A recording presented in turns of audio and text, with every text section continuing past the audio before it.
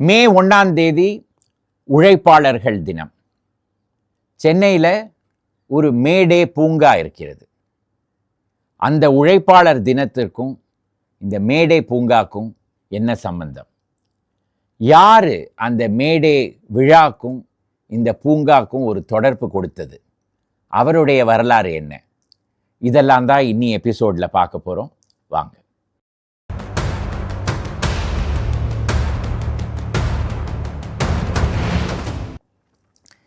மே 1 உழைப்பாளர்கள் தினம் என்பது 1889 வருடத்திலிருந்து கொண்டாடப்படுகிறது. இது பாரிஸ் நகரில் அந்த வருடம் உழைப்பாளர்களுடைய ஒரு மாநாடு நடந்த பொழுது இந்த தேதியை இன்றிலிருந்து உழைப்பாளர்கள் தினமாக கொண்டாடுவோம் என்ற முடிவுக்கு வந்தார்கள். அதற்கு என்ன காரணம்? அதற்கு 3 வருடம் முன்னாடி 1886 வருடம் அமெரிக்காவில் உழைப்பாளர்கள் ஒரு வேலை நிறுத்தம் அந்த தேதியில் செய்தார்கள். அதை நினைவுபடுத்துவதற்காக இது மே தினம் என்று கொண்டாட ஆரம்பிக்கப்பட்டது. இதில் சுவாரஸ்யமான விஷயம் என்னவென்றால், அமெரிக்காவில் இதை மேடையவை உழைப்பாளர்கள் தினம் என்று கொண்டாடுவதில்லை. ஆனால் அங்குதான் ஆரம்பித்தது. அவர்கள் செப்டம்பர் மாதத்தின் முதல் திங்கள் அன்று லேபர் டே என்று கொண்டாடுகிறார்கள். 1889 வருடம் உலகத்தில் முதல் முறையாக மேடே கொண்டாடப்பட்டது. சென்னை நகரத்திலோ 1923 வருடம் முதல் முறையாக மேடே கொண்டாடப்பட்டது. இந்த 2 வருடங்களுக்கும் நடுவில் சென்னையுடைய உழைப்பாளர்கள் வரலாறு என்ன என்று நாம் பார்க்க வேண்டாமா? முதலில் அதை பார்ப்போம். 1856 வருடம் மெட்ராஸ் ரயில்வே கம்பெனி தொடக்கப்பட்டது. அதற்கு பிறகு சென்னை நகர் அருகே ரயில் செல்ல ஆரம்பித்தது. அந்த ரயில் பெட்டிகள், என்ஜின், இது எல்லாவற்றையும் பழுது பார்ப்பதற்காக ஒரு ஒர்க் ஷாப் தேவைப்பட்டது. அதனால் 1857 வருடம் பெரம்பூரில் ரயில்வே ஒர்க் ஷாப் தொடக்கப்பட்டது. ஏராளமான தொழிலாளிகள் அதில் வேலைக்கு சேர்ந்தார்கள். 1860களில் இதே இடத்தில் புளியந்தோப்பில் பக்கிங்ஹாம் அண்ட் கர்நாடிக் மில்ஸ் தொடக்கப்பட்டது. ஏராளமான உழைப்பாளர்கள், தொழிலாளிகள் அந்த மில்லிற்கு தேவைப்பட்டன. அதிலிருந்து அந்த இடத்திலேயே ஒரு பெரிய தொழிலாளிகள் சமூகமே வசிக்க ஆரம்பித்து விட்டது. அதிலிருந்து இந்த பெரம்பூர், புளியந்தோப்பு, அதற்கு பிறகு துறைமுகம் இருக்கும் இடத்தில் ராயபுரம், இந்த இடங்களிலெல்லாம் ஏராளமாக தொழிலாளிகள் வசிக்க ஆரம்பித்தார்கள். எப்பொழுது உழைப்பாளர்கள் சமூகம் அவர்களுக்கு ஒரு சங்கம் ஆரம்பிக்க வேண்டும் என்று அவர்களுக்கு தோணியதோ அது அந்த இடத்தில்தான் ஆரம்பிக்கப்பட்டது என்பதில் ஒரு ஆச்சரியமே இல்லை. முதலில் இந்தியாவில் ஒரு லேபர் யூனியன், அதாவது தொழிலாளிகள் சங்கம் சென்னையில் தான் தொடக்கப்பட்டது. ஆச்சரியமாக இருக்கிறதா? 1918 வருடம் மெட்ராஸ் லேபர் யூனியன் என்ற பெயரில் தொடக்கப்பட்டது. அது எப்படி ஆரம்பிக்கப்பட்டது என்று பார்த்தோமானால் அதற்கு ஒரு நீளமான பின்கதை இருக்கிறது. இந்த பக்கிங்ஹாம் அண்ட் கர்நாடிக் மில்ஸில் 1910, 15, 20களில் 21,000 தொழிலாளிகள் வேலை பண்ணி கொண்டிருந்தார்கள். மதிய வேளையில் அவர்கள் எங்கு செல்வது? அந்தந்த இடத்தில் பஜனை கூடங்கள் இருக்கும். அந்த இடத்தில் போய் உட்கார்ந்து அமர்ந்து அங்கு நடக்கும் பஜனை எல்லாம் கேட்டுவிட்டு மறுபடியும் பணிக்கு செல்வார்கள். புளியந்தோப்பில் வெங்கடேச குணாமிருதாபிவர்ஷினி சபா என்ற ஒரு பஜனை கூடம் இருந்தது. அதை நடத்தி கொண்டிருந்தவர்கள் 2 பெயர்கள், செல்வபதி செட்டியார், வெங்கட ராமானுஜலு நாயுடு. இவர்கள் 2 பேரும் ஒரு நாள் பின்னி மில்ஸ் தொழிலாளிகள் பேசி கொண்டிருப்பதை கேட்டு அவர்களுக்கு எவ்வளவு மோசமான ஒரு வேலை சுற்றுச்சூழல் இருக்கிறது என்றை தெரிந்து கொண்டு ஏன் அவர்களுக்கு ஒரு தொழிலாளிகள் சங்கம் தொடக்கக்கூடாது என்ற கேள்வி அவர்கள் மனதில் எழும்பியது. அவர்கள் உடனே ஆனி பெசன்ட்டிடம் சென்றார்கள். அவர் தன்னுடைய சீடராக இருந்த பிபி வாடியா அவர்களை இந்த தொழிலாளிகள் சங்கத்தை தொடக்கி வைப்பதற்கு உத்தரவு கொடுத்தார். அவருடைய தலைமையில் 1918 வருடம் இந்தியாவின் முதல் லேபர் யூனியன் தொடக்கப்பட்டது, தி மெட்ராஸ் லேபர் யூனியன். இதில் மற்றும் சில பிரமுக அங்கத்தினர்கள் இருந்தார்கள்.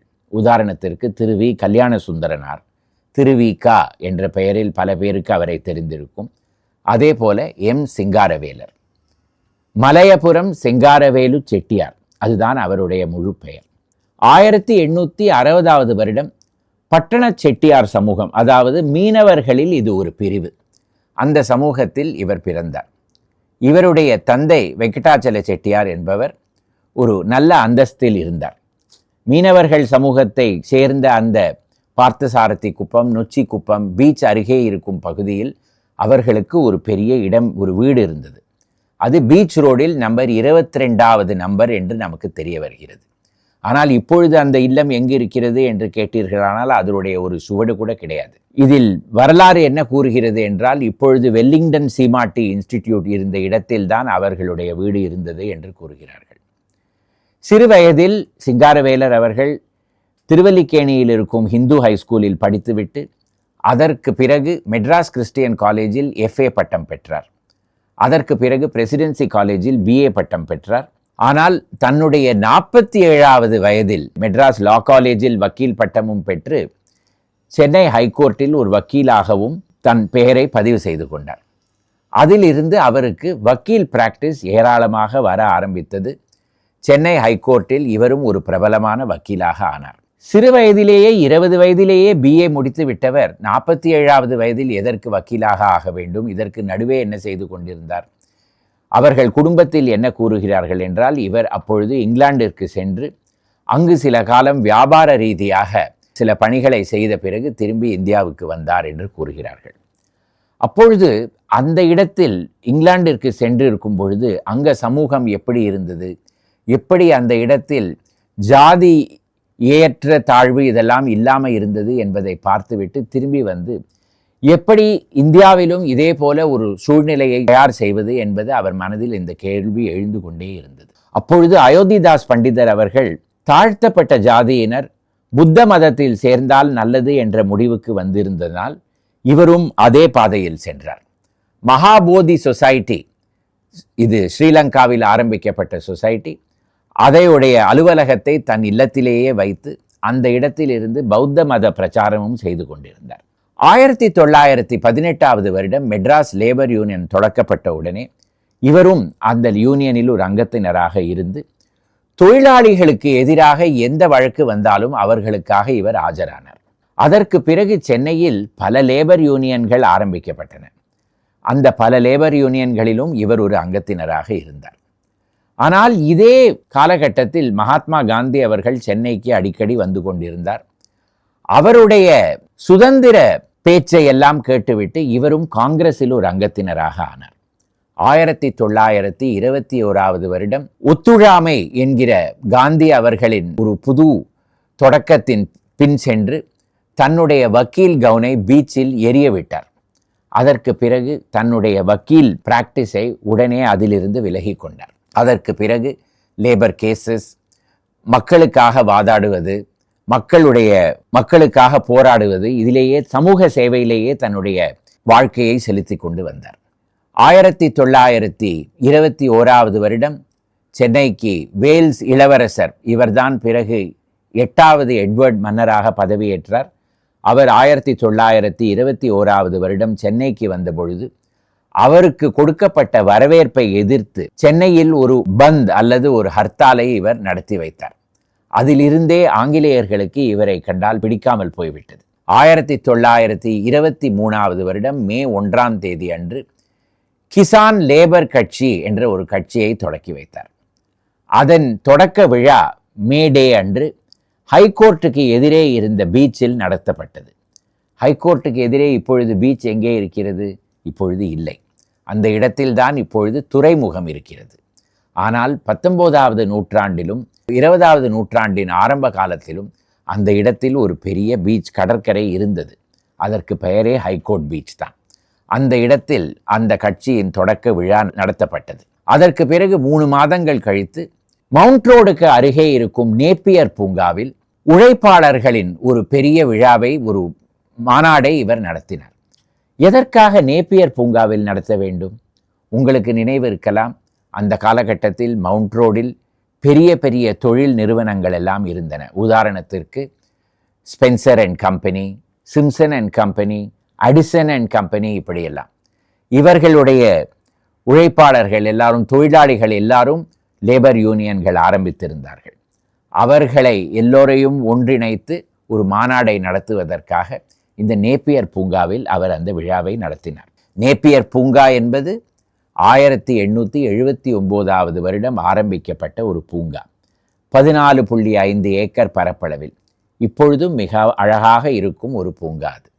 அந்த இடத்தில் இவர் தொழிலாளிகளுடைய மாநாடு நடத்திய பிறகு ஒரு வருடமும் மே மாதம் 1ஆம் தேதி அன்று அந்த இடத்தில்தான் மே தினம் கொண்டாட ஆரம்பிக்கப்பட்டது. அதிலிருந்து அந்த பூங்காவிற்கும் மே தினத்திற்கும் ஒரு நெருங்கிய தொடர்பு வந்துவிட்டது.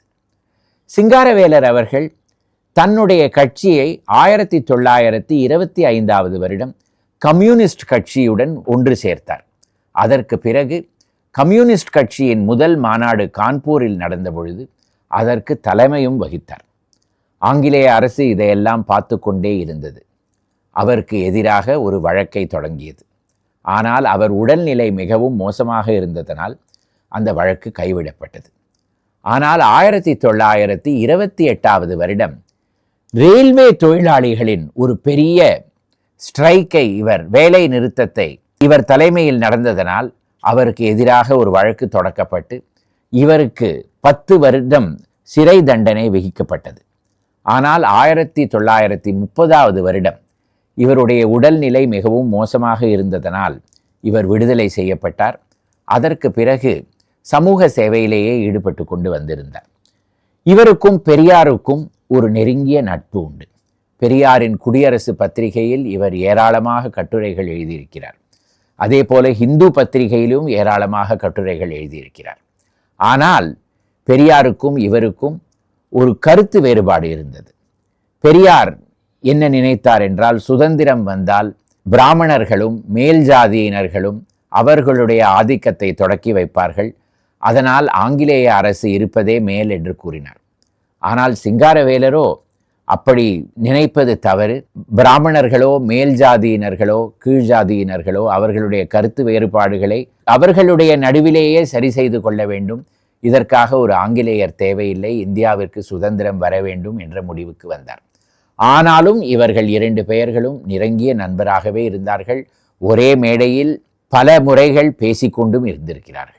1946 வருடம் சிங்காரவேலர் அவர்களின் உடல்நிலை மிகவும் மோசமாக ஆகி அவர் மரணமடைந்தார். 1947 வருடம் இந்தியா சுதந்திரம் அடைந்தது. 1996 வருடம் நேப்பியர் பூங்காவின் பெயர் மேதின பூங்காவாக மாற்றப்பட்டது. ஏனென்றால் இந்த இடத்தில்தான் சிங்காரவேலர் அவர்கள் ஏராளமான உழைப்பாளிகள் மாநாடுகள் நடத்தினார். பல மே 1ஆம் தேதி விழாவும் அதே இடத்தில் நடத்தினார். அதனால்தான் அந்த பெயர் கொடுக்கப்பட்டது. நீங்கள் மேதின பூங்காவுக்கு சென்றிருக்கிறீர்களா? மிகவும் அழகான பூங்கா. நிச்சயம் நீங்கள் அங்கே போய் பார்த்து விட்டு வர வேண்டும். அந்த இடத்திற்கு செல்லும் பொழுது ஒரு முறை சிங்காரவேலரையும் நினைத்து பார்க்க வேண்டும். உங்களுக்கு இந்த எபிசோட் பிடித்திருந்ததினால் இதை லைக் செய்யவும், உங்கள் நண்பர்களுடன் பகிர்ந்து கொள்ளவும், இந்த சேனலுக்கு சப்ஸ்கிரைப் செய்யவும். இதேபோல வர வாரங்களில் சென்னையின் வரலாறின் பல எபிசோடுகளுடன் மறுபடியும் வருகிறேன். நன்றி, வணக்கம்.